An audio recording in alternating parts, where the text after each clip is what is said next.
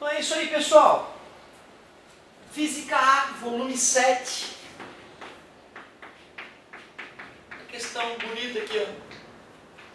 21:13. 3 homens tentam fazer girar em torno do pino fixo O uma placa retangular de largura A e comprimento 2A, que inicialmente está em repouso sobre um plano horizontal de atrito desprezível, coincidente com o plano do papel.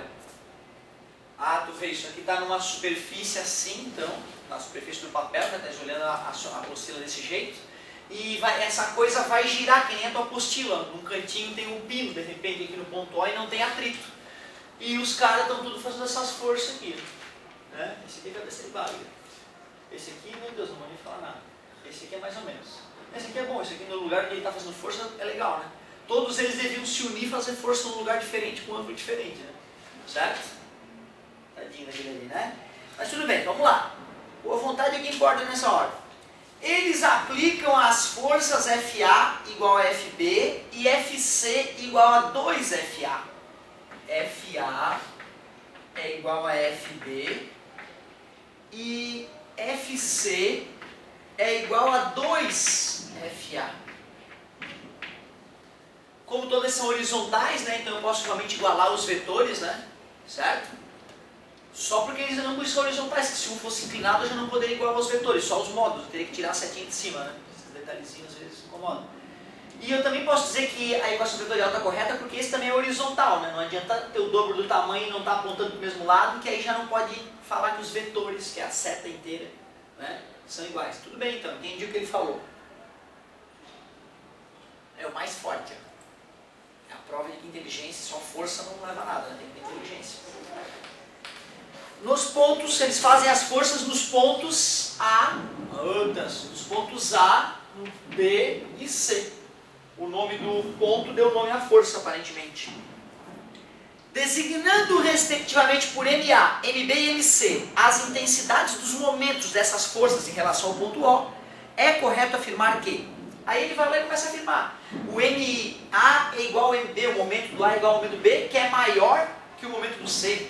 E a placa gira no sentido horário, a placa gira no sentido anti-horário, o momento de um é menor que o do outro. O que nós vamos fazer então? Vamos determinar o momento de cada um deles. Vamos calcular o momento. E o que é momento? É força vezes distância, mas não é qualquer força e qualquer distância. É a força perpendicularmente, né, atuando perpendicularmente à distância, que vai do ponto de aplicação da força até o ponto de giro, mais conhecido como braço de alavanca. Em alguns livros tu tem a fórmula assim, ó, para tu já decompor automaticamente essa força caso exista um ângulo entre esses caras, né? Eu não gosto dessa fórmula porque nem sempre o ângulo é o alfa. Pode ser outro ângulo, aí vira cosseno, ou melhor, é melhor tu enxergar a situação, dominar seno e cosseno para fazer a decomposição e matar a charada. Quem é o momento do A? É a força A, distância do A. Quem é o momento do B? É a força que o B faz e a distância até onde ele aplica a força. Qual é o momento do C? É a força que o C faz e o braço de alavanca que o C usa. Qual é o momento do A? É a força que o A faz, que ele chamou de FA, eu vou chamar de FA, portanto, vezes o braço de alavanca dele. Ó. Já que daqui até aqui a distância é medida perpendicularmente ao ponto de giro, ao ponto de aplicação da força, é A, o próprio A é o braço de alavanca. Então, em modo, o momento do cara A é FA vezes A. Quem é o momento do sujeito B? O momento do sujeito B vai ser igual a FB. Quem é FB? FB é igual a FA. Para eu poder comparar com o primeiro, eu vou usar FA no lugar do FB, já que tem o mesmo módulo. Tudo bem? Então eu vou usar FA só porque a questão falou que eu podia. Vezes a distância. Pô, mas espera aí. Se eu fosse usar essa distância, ela não faz 90 graus, ó. Concorda comigo? Eu teria que decompor essa força aqui. Eu teria que achar a parcela dela que atua aqui, ó. Certo? Mas melhor do que isso, é eu usar esse braço de alavanca aqui, ó. Porque esse braço de alavanca aqui é perpendicular a a essa distância ali, ao ponto de aplicação da força, aquela linha ali passa perpendicularmente. Então tu vê, esse momento aqui que seria essa distância vezes essa componente da força FB, dá igualzinho FB vezes o braço de alavanca dela. Então tu vê, eu não preciso decompor porque essa distância aqui também é braço de alavanca para essa força aqui. E fica econômico então eu posso usar como braço de alavanca. E essa é a sacada do problema. Daí, cara, de a gente fazer a decomposição aqui, te mostrar que não, né, e achar esse vetorzinho aqui, esse FBY aqui, FBX, e fazer essa distância vezes aquele vetor ali, certo? Daí a gente faria um Pitágoras, tal, ia dar uma mão de obra dos infernos e ia chegar na mesma resposta. Então essa é a grande sacadinha desse problema. Legal, legal.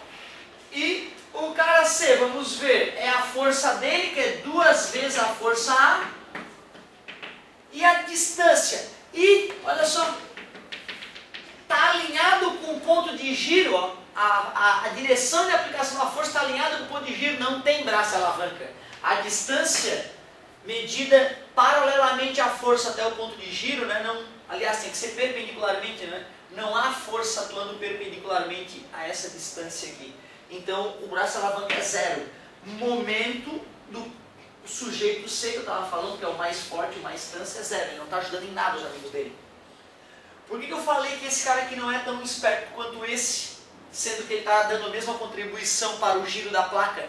Porque se ele está fazendo força lá, ele podia pegar essa mesma força B dele e aplicar 90 graus da diagonal, ó. Ele ia dobrar a capacidade. Aliás, dobrar não, né? Teria que achar esse tamanho aqui, ia aumentar um pouquinho mais que raiz de 2, né? Ia aumentar um pouquinho, ia aumentar mais de 50% a efetividade do giro que ele ia estar aplicando na placa com a mesma força. Então quando a gente for girar alguma coisa, não tem só fazer força, tem que olhar onde é que está o ponto de giro e aplicar a força com 90 graus ao braço alavanca. Senão está gastando energia a troco de nada. Bom, olha só. O que eu descobri então? Que MA é igual a MB, que é maior que MC, e a placa com certeza gira assim, né, gente? No sentido horário.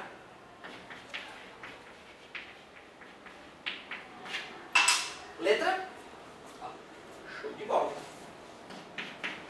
Então essa visualização do braço de alavanca economiza bastante tempo no cálculo do momento.